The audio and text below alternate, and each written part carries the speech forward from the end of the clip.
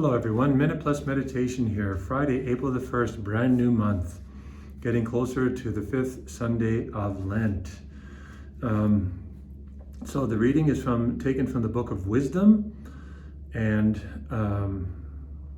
it's chapter 2. The ungodly reasoned unsoundly, saying to themselves, "Let us lie in wait for the righteous man, because he is an inconvenience to us and opposes our actions. He reproaches us for sins against the law and accuses us of sins against our training.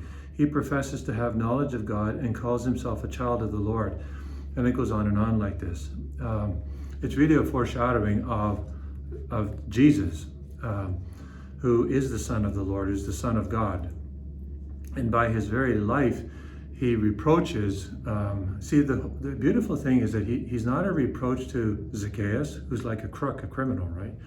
Because Zacchaeus knows he's sick spiritually, and he's done many crimes. He knows this. He's not hiding from it. The people who feel the reproach are the Pharisees. They feel that this man is a walking reproach to them because he's challenging them all the time. But he's not really, but he is. Because of their stubbornness, their lack of docility, they won't be disposed to him. So ultimately, they fulfill in their lives what wisdom is talking about. They have to kill him to get him out of the way.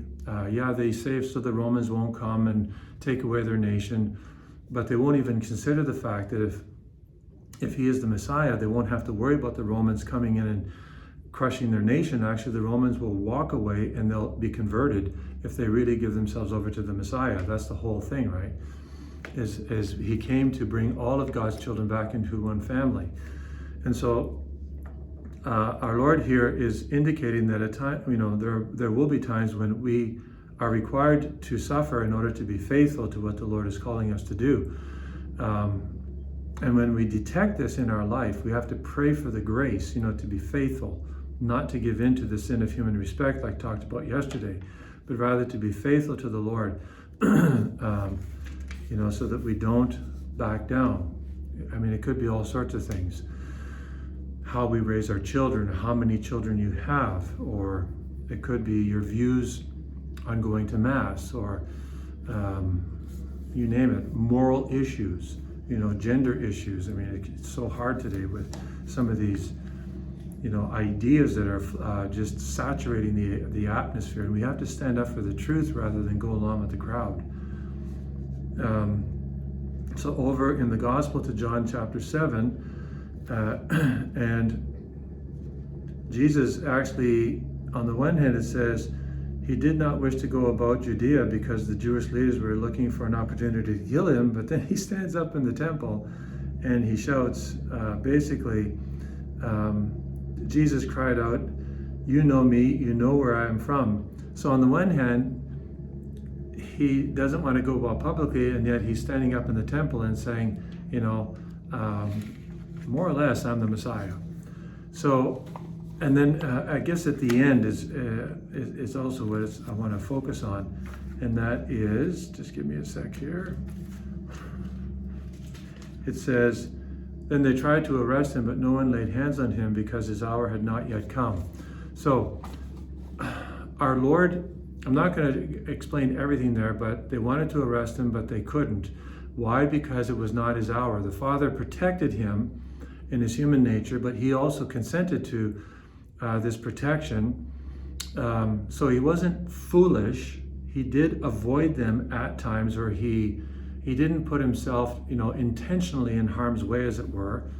But for example, in the synagogue at Nazareth, they tried to hustle him out of the town, throw him off the cliff, and he just walked right through them.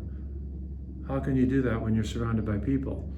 Obviously, something happened, a divine intervention or his own power, it could be his father or himself, basically confused him, I'm speculating, but did something in such a way that he was able to walk right through them and just not be harmed.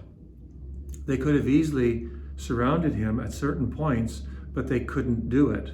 They were prevented from doing this because there was only going to be a specific time in which they were permitted, and we have to remember, permitted to lay hands on him. Until then, they weren't allowed to take him captive. And so Jesus did walk away. He avoided direct situations with these people. So that's important for us kind of to remember in our own prayer, that Jesus always, he will permit this to happen. But he, once again, is saying, that he is the one. He's the only one. He doesn't run away from this. He chooses the time carefully when it's in accord with the Father's will. And that's why you and I must not put ourselves in any direct situation directly that will perhaps bring us harm.